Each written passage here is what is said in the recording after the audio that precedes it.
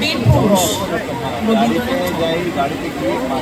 মনে করো যেন বিদেশ ঘুরে মাকে নিয়ে যাচ্ছি অনেক দূরে।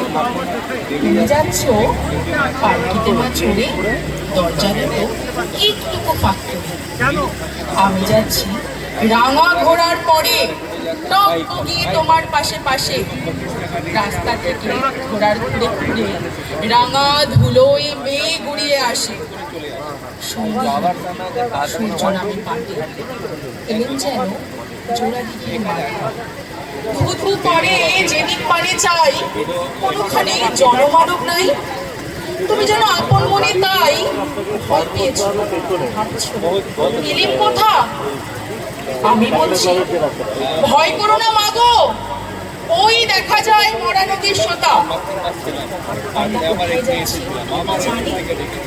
অন্ধকারে দেখা যায় না ভালো, যেন বললে আমায় দেখে ধারে সে আলো।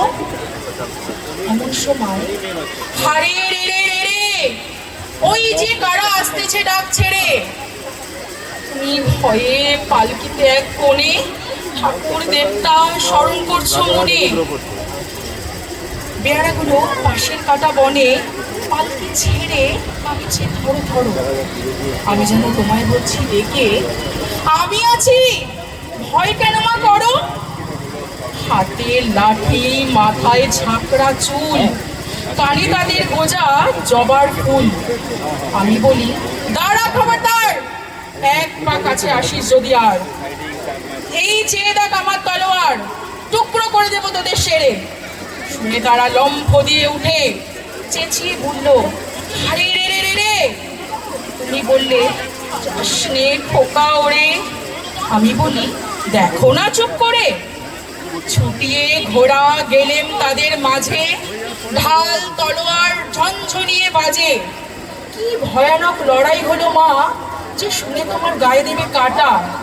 কত লোক যে পালিয়ে গেল ভয়ে, কত লোকের মাথা পড়লো কাটা।